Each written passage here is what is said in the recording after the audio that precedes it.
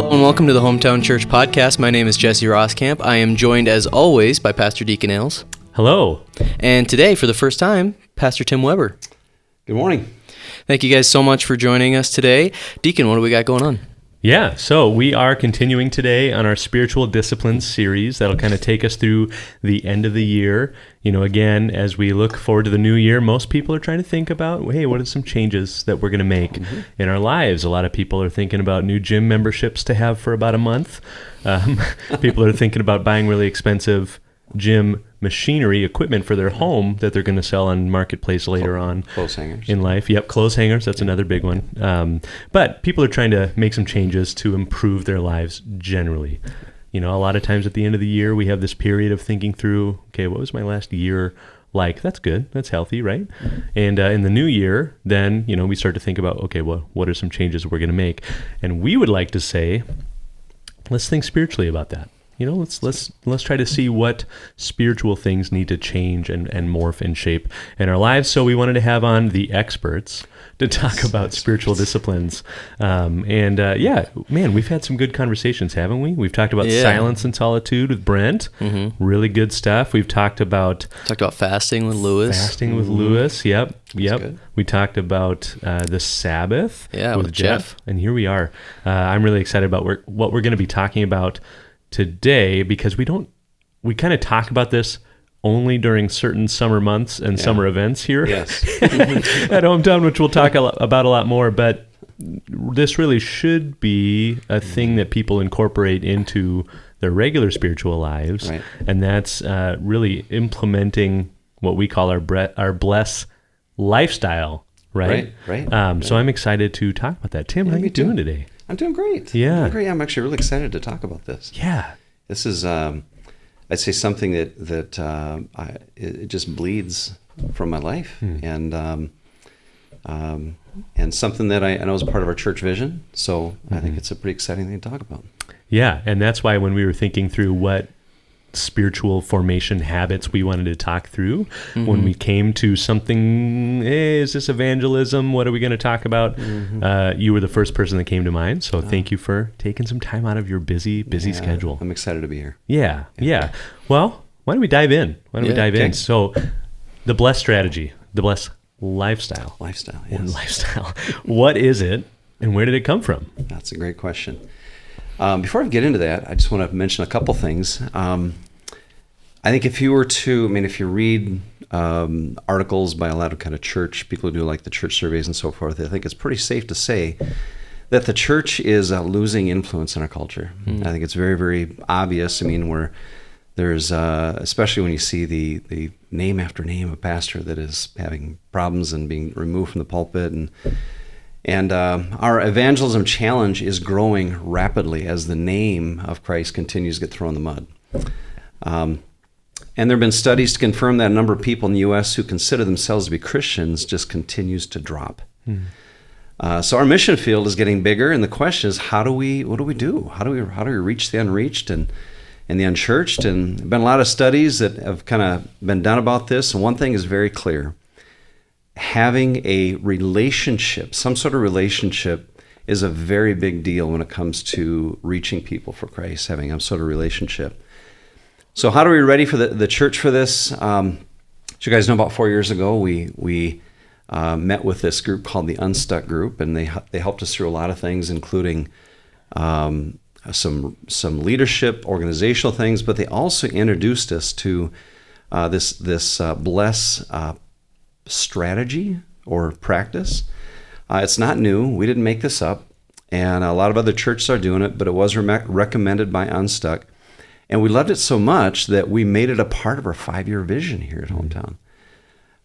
We have 4 pillars in our vision. This is one of the big pillars in our vision. It's a big, big deal because the Great Commission's always been a part of Hometown. So what is B.L.E.S.S? It's really a tool. Here's what I kind of look at as a tool that to make what for many feels very complicated and awkward doable for everyone. It's kind of a weird analogy, but I think of Ratatouille. You guys know Ratatouille? One of my all-time favorite movies. In that movie, one of the big phrases is that anyone can cook. Could you do your best French accent? Anyone can cook. Wow. Pretty good. Yeah, that was really good. Thank you. Yeah. There's this complicated process of being a chef, but even the guy who was the chef wrote that book, Anyone Can Cook. Anyone can love someone. Anyone can bless someone. So we take this thing that's maybe very complicated and awkward, makes people nervous. The B.L.E.S.S strategy is designed to kind of help people feel comfortable in kind of being a part of that journey. And I think B.L.E.S.S does a really good job of doing that. Interestingly enough, the roots of B.L.E.S.S, if you actually go back to it, you got to go back to the Abrahamic covenant. In Genesis 12, I'm going to read it for you here. It's real quick, just a few verses. The Lord said to Abram, go from our country, go from your country, your people and your father's household to the land I will show you. I will make you a great nation and I will bless you. I will make your name great and you will be a blessing. I will bless those who bless you, and whoever curses you I will curse. And all peoples on earth will be blessed through you. So that's really where the whole B.L.E.S.S strategy kind of got its, we are part of that covenant, so we're just passing on the torch. So the goal of the church of B.L.E.S.S is really just to inspire people to be the church and be a blessing to the people God has already sovereignly placed in their lives. Their neighbors, their coworkers, their family, whoever it might be, and it's designed to help us be intentional. It's really hard to be intentional with this, especially when you hear the word evangelism. Most people, when you hear that word, you just sweat. And I don't know about you guys, but I'm sweating right now. Are you? Yeah. Sometimes I even do. Yeah. But when I think of it in the context of just blessing somebody, loving somebody intentionally, it starts to feel a little more natural. And the more we practice it, the more easy it is, and the more we become like Jesus. Yeah. So. Yeah. Cool. Well said. One other quick comment here. Yeah. As I think about this, I'm kind of coming from the perspective that I really believe every person at Hometown wants to be a part of the Great Commission. I think we do. I think the problem is we just don't know how to do it. We don't know it. It just doesn't feel natural. Some people are gifted evangelists, but the reality is we're all called to love our neighbor, and we're all called to be a part of the Great Commission. So I really kind of come from that foundation. I really do think everybody wants to be part of this. So yeah, that's well said. Yeah, that's really good. I'm really excited to kind of dive into the different parts of this, of what it means to bless, and how that all works. But I love you connecting it back to the promise made to Abraham, and this idea that he was blessed by God in order to become a blessing to the rest of the nations, right? And we think about that and what that means for us now, that and what Jesus said in the Sermon on the Mount, right, to his followers, that you are the salt of the earth, right?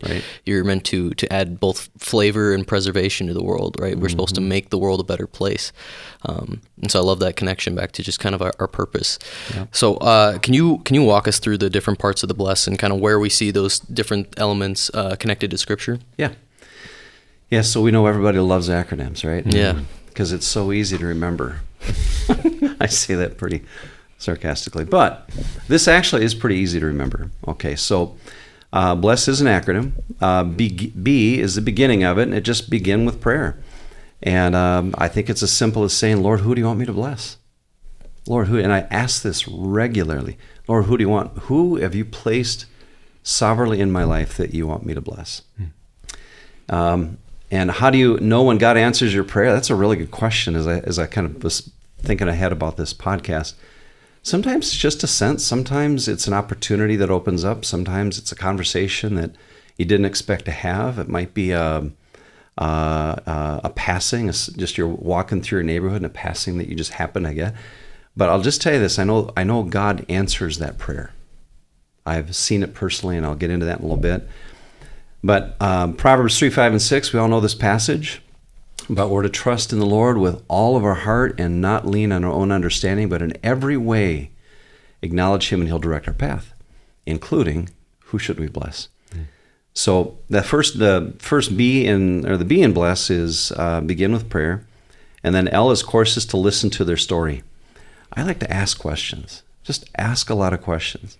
Avoid the temptation to talk. It's really easy to want to talk, but I'll ask questions like, tell me your story. Tell me your story. Where'd you grow up? Tell me about your family. What do you love to do? What are some things that you do in your life that just breathe life into you? And you just get to know them and you listen. It's really tempting, like I said, to want to talk, but again, just listen. Pay attention. You're going to say something, Deacon. Yeah, I was just going to say, those are great questions. That's always my struggle. I'm a fairly socially awkward person when I'm having regular conversation with someone I don't know super well. And so I'm always looking for drawing questions. What are some questions that really draw people out to get them out of that initial stage of uncomfortableness? Yeah. Are there, before we move to E, are there any other questions that you find are successful that are really helpful? That's a great question. I think the key is really listening. Yeah. Because when you really listen to people and you're really genuinely listening, you're not thinking, what's my next question going to be? I got to go through the gospel. I got to walk through all that. You genuinely go in it with a sincere desire to want to learn. It just kind of comes out. Sure. I like to listen particularly to a person's dreams, the pain in their life, the things that have happened in their life to them. It often is kind of a footprint that God has left in their life so that you can go back and kind of bring hope or bring a comment to that, or maybe a relatable situation in your own life might be, Yeah, that's cool. So listening for evidence of God's work in their life, if you're praying for them and God's going to reveal that person to you, there's probably a pretty good chance that he's doing something in them. It's not a coinkydink, So anyway, active listening to a person's story is one of the greatest acts of love that I think you can do to them. Communicates compassion, and it shows them that you really do value them as a person. Sure. So, and by the way, you'd asked about kind of biblical examples. This is really what Jesus did. You look at his life, he asked a lot of questions and listened to a lot of people as he interacted with them. The woman at the well in John 4, perfect example. A woman caught in adultery. He asked questions. You imagine being a disciple of Jesus? Jesus, can you imagine the questions and the fears and the anxieties and the doubts that they had after leaving their jobs and everything and just literally walking away from them? Can you imagine the questions that they had? Anyway, he patiently answered them. And so I think it was a beautiful example. So begin with prayer, listen to their story. E is eat together. You share a meal with them. Eating together provides a platform for a much deeper relationship, at least an opportunity for potentially a deeper relationship. A lot of ways you can go about this. You can have dinner together in your home. You can go to a restaurant, enjoy a cup of coffee together. You can organize a kind of a neighborhood barbecue or whatever, invite them over so they don't feel like they're being zeroed in on. We actually set up a fire pit in our front yard. And we intentionally put a few extra chairs out there. So we'll start a fire and we'll have a fire out in our front yard, and people walk by, particularly people that we've prayed and God's kind of put on our heart to pray for. And they sit down, we have extra long conversations. So a lot of ways you can go about doing that. Hebrews 13:2 says, reminds us to practice hospitality with strangers. It says, keep on loving each other as brothers and sisters. Don't forget to show hospitality to strangers. For some who have done this have entertained angels without realizing it. And of course, can never look past Jesus' example. When he went to Zacchaeus, he went into his house and he ate with them. When you think about Jesus' stories that he told in Scripture, a lot of them happened over a dinner table. Zacchaeus came and became a believer over a dinner. And then Simon the Pharisee. Of course, he had a different agenda, but it happened over dinner. And a lot of crazy things happened there and stuff that are still impacting millions of people today as we read it.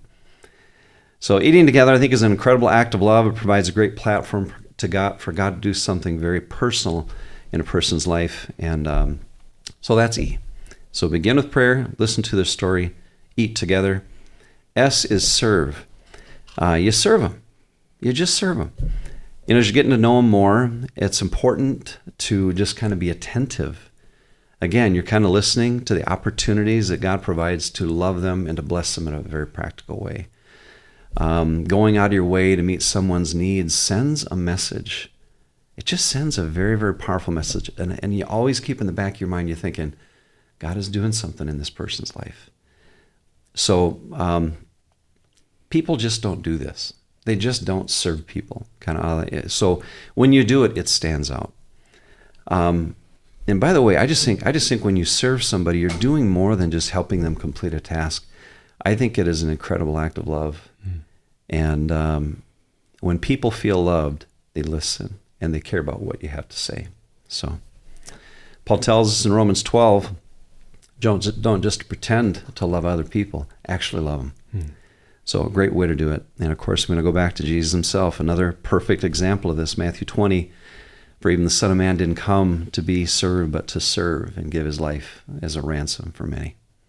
So we got B.L.E.S., and then the last S is to share the story. Once you build a relationship, earn a little trust, you look for ways you can share the story of how God has changed you, how he's transformed you. Tend to never be pushy in this. Always ask, would you mind if I tell you something about God and what he's done in my life? Real simple thing. Avoid churchy language, Christianese, all that kind of stuff. Born again, redeemed. Use a propitiation first. Make sure you throw in a propitiation. That's always good. Keep it short. I think God is working. It's not going to be our great story that does it or our great preach. It's just going to be share about what God's done in your life and allow the Holy Spirit to do what he does best. A couple other good rules to follow. Use a before and after pattern. This is what my life was before and this is what my life is today, what God did. Focus on Jesus as the source of that change. It's a humility thing. It's not something I did. Tell your story with a lot of joy and passion. Man, it is a story of transformation. Yeah. And so make sure you put the energy into it, and then tell a story from your life that connects with their life. In reality, I've been in hundreds of conversations with people. I've never once not been able to make a connection with people in that. So, yeah, that's the B.L.E.S.S strategy. That's really powerful, and I like how in every single step, it just so easily ties back to the person and example of Christ. Yeah. Easily. How often do we see Jesus beginning with prayer? How often do we see him getting away, spending time with his Father, even when he had really pressing stuff going on? Right. He made that time to do it. What that shows us is, of course, we're totally dependent on God. Yeah. Paul, Apollos, there's watering, there's planting, but God, of course, is the one who makes it grow. Right. Listening. I mean, boy, he just had these deep, incredible conversations, eating together, like you mentioned. Yeah. And no one does that. No one does that. No one's like, come into my house. They're like, stay out of my house. This is my private space. This is where I'm safe, and you're not welcome here. So when you do that, there's this crazy vulnerability that happens. Right. That's so different than any other experience people have today. Yeah, it's really, if you think about it, we're to be light in darkness. Yeah. It is one way for us to stand out. Yeah. Yeah. And who doesn't like food? That's a hard thing to turn down. Right. Yeah. Right. Especially barbecue. Yeah. That's something that John Mark Comer talks a lot about in his book Practicing the Way, and how he likes to go about witnessing is by inviting people over to share a meal with them, and how he just talks about how countercultural it is, because when the shift happened in American culture to more suburban societies rather than like city and rural, the idea was that suburban communities were going to make it more community centric. What it actually did was isolate people more, because they had their just little house that they go to, and they come and go into the city to go to the work, and so it isolated people more. And so for most of us, we live in kind of suburban communities, and so to have that kind of open door policy of like inviting people in is just completely different than what we see from most people in our society now. Yeah. I mean, honestly, guys, I just think of we got about 1,000 people, 1,100 people that come to this church. Imagine 800 families, 800 households doing this. Mm-hmm. Yeah. Everyone, I literally get chills when I think about what God would do. Yeah. Yeah. So yeah. But you do have to be intentional. Yeah. Very intentional. Yeah. And it gets past, you got to get past a few things that might make you a little uncomfortable. Yeah. I think that's usually the pattern of hospitality. There's a deep vulnerability. I mean, that's kind of the whole point is I'm opening my things up. I'm not counting the cost. My things are your things for this time. Right. And we're going to serve you, and we're going to welcome you in as one of our own, as a part of our family, even just for lunch. I think about how many stories of people getting saved. It's like, so I stumbled into their church, and then the pastor invited me over for dinner, and it was the weirdest thing, but then I saw how much I was loved. You know, I mean, you just hear that so often. Yeah. I think that's really powerful, and it doesn't have to be just the pastor. I mean, there's so many people. Mm-hmm. Yeah. So many people. And like I said, we're not all called to be evangelists, but we are all called to love our neighbor, and to be hospitable. And I'll tell you, I'm not the most hospitable person, but one thing that does help me get past the wall of selfishness, because I'm a naturally very selfish person. Let's be honest, I think we all are a little bit. I know. Yeah. I wasn't going to say anything to you, but no, I'm kidding. Is just be reminded of the incredible privilege we have of being able to participate in such an unbelievable mission. Yeah. What a purpose in life. What an unbelievable purpose in life. So anyway, it's a gift to be able to be a part of it. So. Yeah. And we're not all called to be an evangelist, but we are absolutely all called to make disciples. Yes, we are. You know, and that doesn't exclude any one of us. And so, right. As we keep that mindset of discipleship, I mean, this isn't a pretty easy way to do it. That's not your classic cold turkey. I'm going to go out there, look for a response, and maybe never see this person again. Right. This is a life on life example modeled after Christ's example, which is what I really like about it. Right. And I think that last S tends to be the hang up for serve. I mean, we get lots of people who will at Mission to Our City do the service projects all day long till they're bloody and sweaty and nasty. Yeah. And then the evangelism opportunities are less volunteered for. And I think a part of it is people struggle with that transition. Yeah. Okay, well, the pizza's gone. I need to somehow make a transition. Yeah. into that, and maybe we'll get into this in a later question, but you shared some opportunity. Hey, do you mind if I just tell you what God's done in my life? But I would love if you had anything on your mind, I would love to hear just some of the ways you've made that transition from we're talking about, I'm listening, you're talking about the things in your life, and now I'm going to make a transition to point things to how God has met that kind of a story in my life. Yeah. I'd love to hear a little bit more about that. Yeah, I'd say a few things. I operate in life from a foundation that there is nothing that people need more in life than Christ. Amen. Nothing. And if you don't have him, you need him. And every human being is made in the image of God. And being made in the image of God, there's a longing within you that you do not even realize. And it's Christ. Yeah. So I always operate under that thought. So when I look at somebody, I meet somebody for the first time, the first thing that comes in my mind is, does this person know the Lord? It's just like, you don't jump to that, of course, but you ask questions and you dig. The second thing is it can very easily, you can very easily get overwhelmed by, how do I be a witness of my life? And where I've kind of landed is God has sovereignly placed me to consistently interact with people in a few different locations. My neighborhood is my first one. And without a doubt, I've downloaded this little app. It's called the B.L.E.S.S app, B.L.E.S.S app. And it literally gives me the names of every person on my street. and my adjacent and perpendicular streets to my house. It reminds me to pray for them on a regular basis. It reminds me their names, so when I walk by their home and I see them, I can actually call them by name. So I would say that it comes down to I have to just simply live intentionally. So recognizing this is the greatest need, recognizing the opportunities where I have consistent overlap with people is a big deal, because mission to our city, like you talked about, great thing, but I don't see those people, most of the people that I see, maybe ever again. I love mission to our city. We're going to keep doing mission to our city, but I see my neighbors every single day. I see people I work with, of course, a little different at church, every single day. My family, every single day. So practicing living this out in those kind of circles of my life has really been the key for me. Yeah, that's great.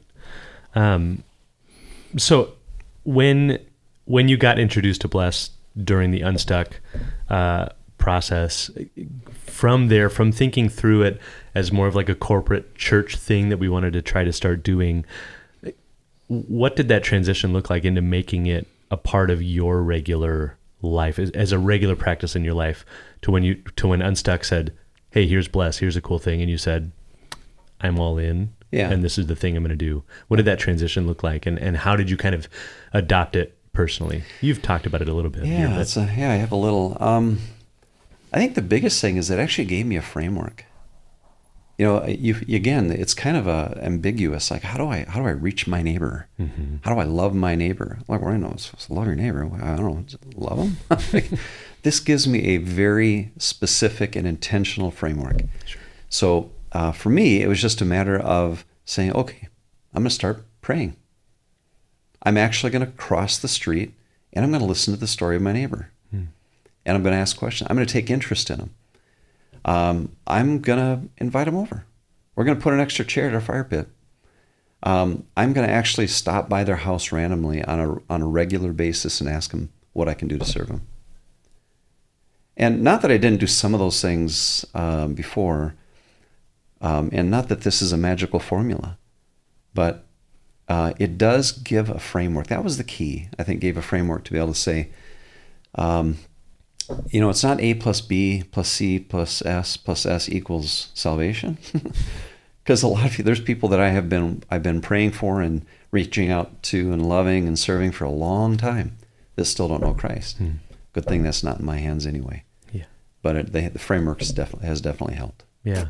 Yeah, that makes a lot of sense. Yeah. Did you have any kind of like, as you started working this in and trying it out for yourself, did you have any like road bumps or kind of hard lessons you had to learn along the way? That's a good question. I'm probably bent and gifted a bit more towards an evangelist. So if I had them, then I know other people had them. Sure had them. It's always you've got to press past your fears.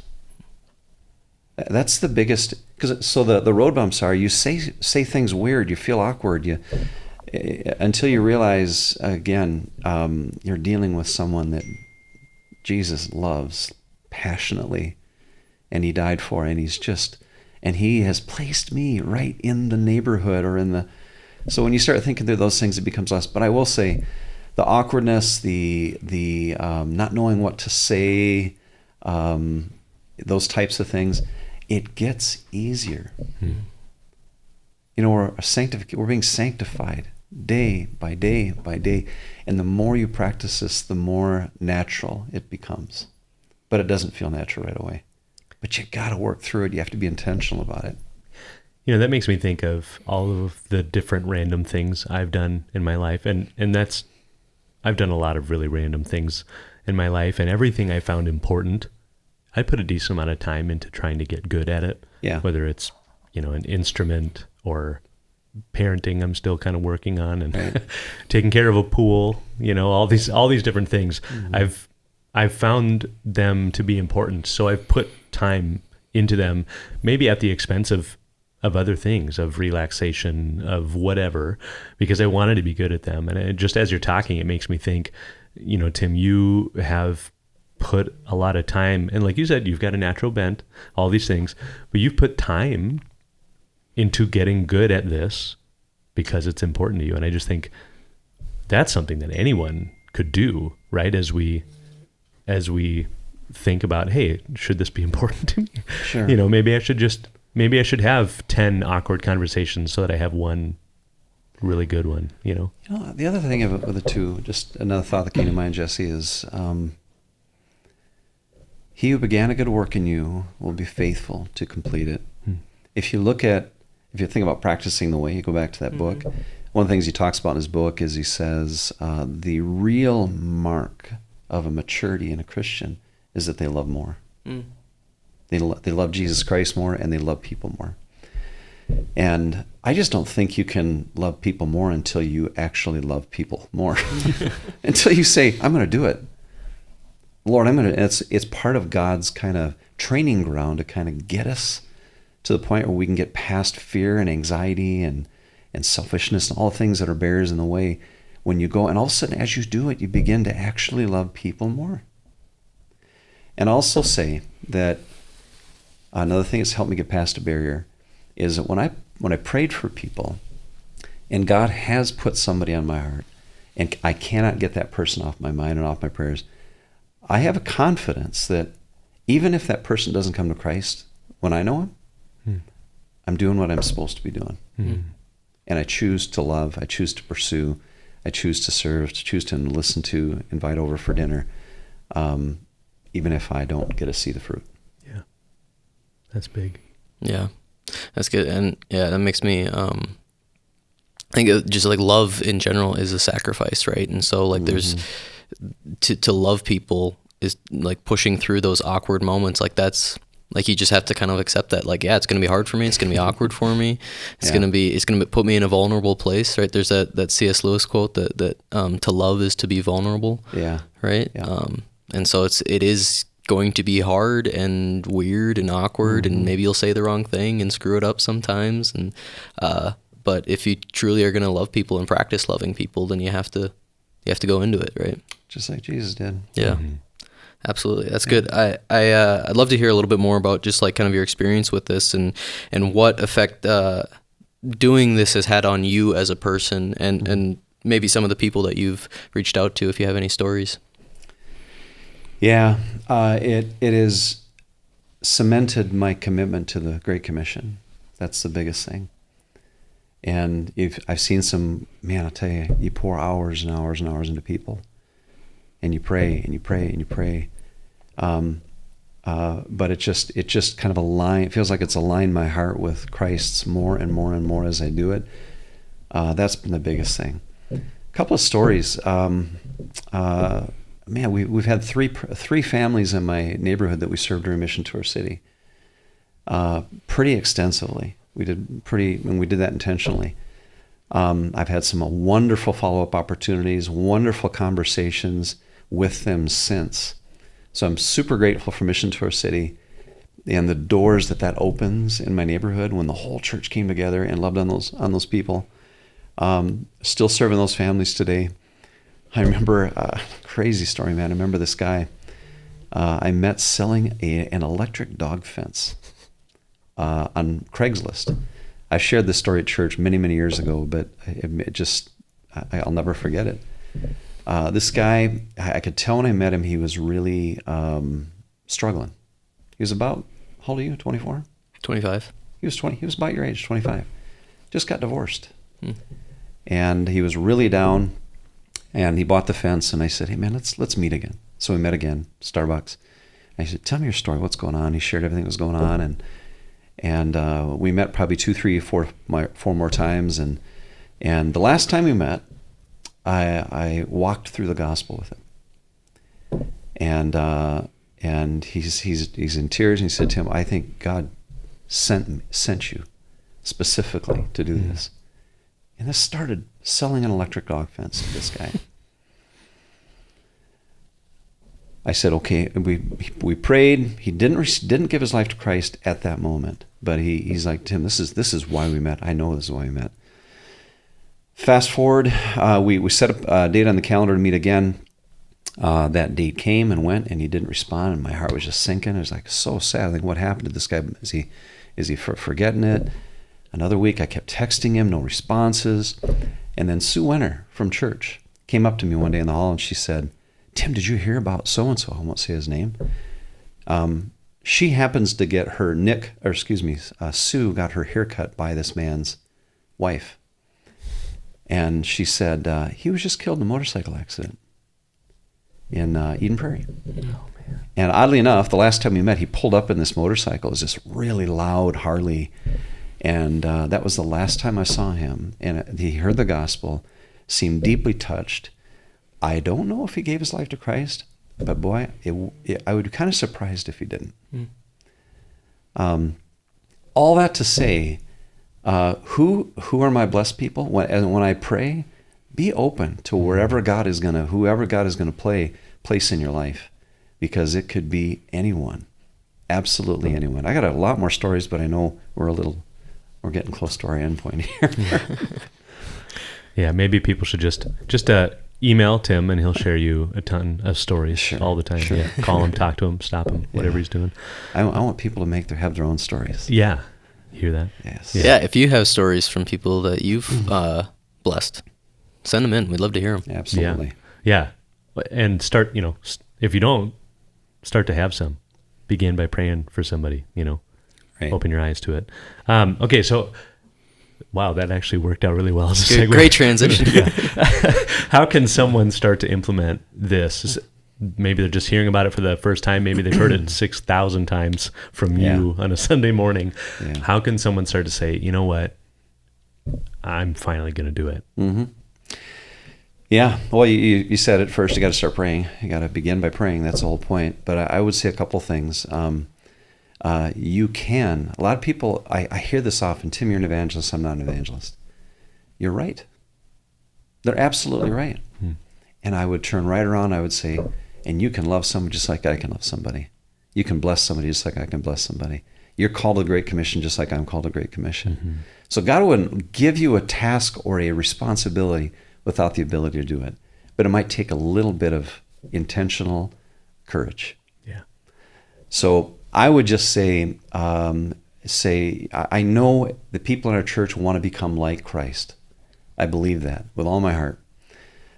So this is one of the big ways that you can do it and cultivate a heart for people that don't know Christ. Choose to be intentional. Choose, first of all, begin praying, and then choose to be intentional. Get past your fears. Trust me, every single person has them. You're not alone. So just make that choice to be intentional and take that first step. Maybe it's a step across the street. Maybe it's a step across the aisle in the next cubicle at your job, wherever it might be. Or maybe it's a call to your family, family member. But be intentional and just start praying. Mm-hmm. Sometimes I tell you, when it happens, sometimes you just can't not say something. Because when you ask God, I promise you, God's going to answer you. Yeah, that's good. The more I think about this, the more I think of that concept that, whatever you really love, whatever you care about, that's your life starts to kind of look a little bit like that. You're a car guy. You're going to start thinking and talking about cars. You're going to smell a little bit like engine oil. It's going to rub on your clothes, all that stuff. And you think and live and breathe it. You can't wait to talk about it.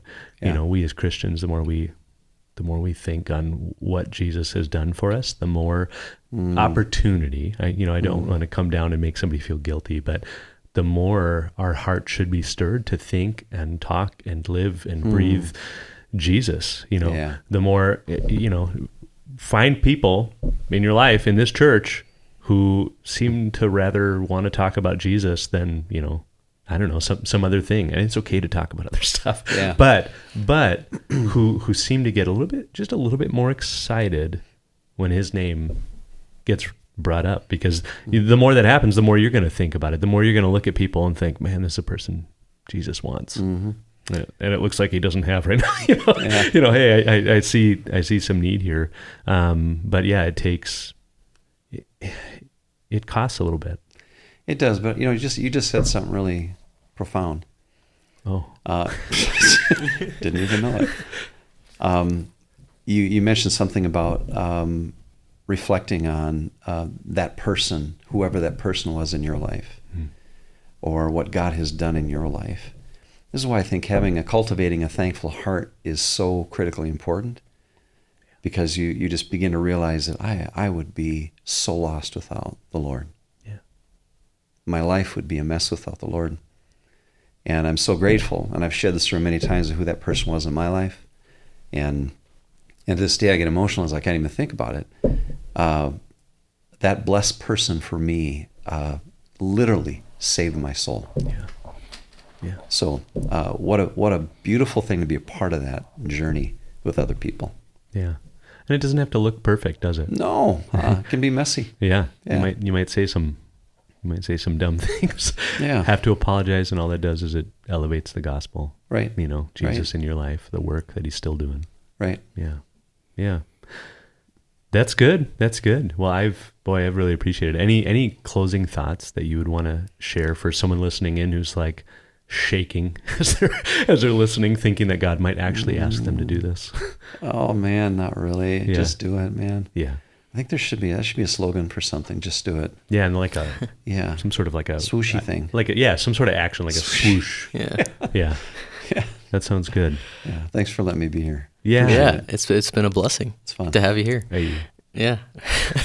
No, but I really appreciate it. I really appreciate you sharing on this. Because we've been talking about spiritual disciplines, and kind of the focus has been all inward practices so far. We've talked about, getting alone and getting in silence to be with God, and doing a fasting and Sabbath, which are all kind of like inward practices to kind of get you to connect with God.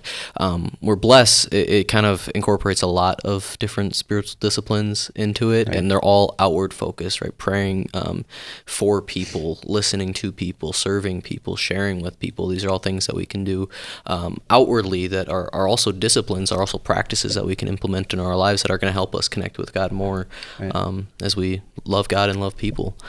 So I thought it was a wonderful thing. So thank you for sharing. Yeah. Doesn't this just feel in many ways like a culmination of all of the different, you get silence and solitude with the Lord to align yourself with him, to start to listen to him, to start to even learn how to do that. Right. You fast to show that, hey, Lord, you're what I need. Right, to shed some distraction and align yourself. Again, it's a lot of aligning. Sabbath. Oh man, that's where you shed a lot of these different things, and you're all I need, and I'm going to rest in you, and I'm going to enjoy you.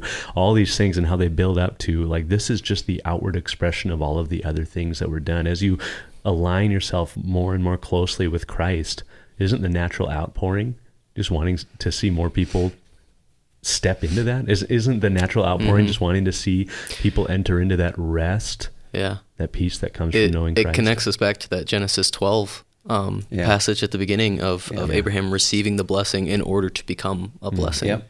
Yeah, we love because he first loved us. Yeah. That's cool. Yeah, it's a little James 2-y, like this is where faith, instead of thinking like faith without works is dead, like this is faith as it's lived out just shows the vibrancy of its life, as you live out your faith and love people in a costly way because you're so compelled and loved by Christ. I mean, that's where it shows its life, its vibrant life. Right. And I like that we got to kind of close out the year on the podcast talking about this. I mean, I'm jazzed. I'm jazzed about it. I'm excited. I got some of my neighbors I'm thinking about. I'm like, man, they're going to eat so much barbecue at my house. Yeah. So thanks, Tim. I really appreciate you taking the time. Thanks for having me. Yeah, for sure. Yeah. And thank you guys for joining us for this conversation and joining us on the podcast this year. This is actually going to be our last episode of 2024. We're going to take a couple weeks off for Christmas and New Year's, and then we'll be back with 40 Days with the Word. We're going to be doing some podcast stuff connected with that. It's going to be awesome. But yeah, thank you for being here. Thank you for supporting the podcast this year. It's been a ton of fun to get this thing up and running, having wonderful guests like Tim on. hope to do more of this next year. If you have any questions, you can send those in to us at podcast@hometownchurch.com. If you're watching on YouTube, know that we have audio platforms on Apple Podcasts, Spotify, anywhere you can get your podcasts. And if you're listening on one of those, know that we have a video version of this up on YouTube. Hit the like button, subscribe, comment, do all the YouTube things. I don't know. But yeah, that's all for 2024. We'll see you next year. Thanks. See ya. Yeah.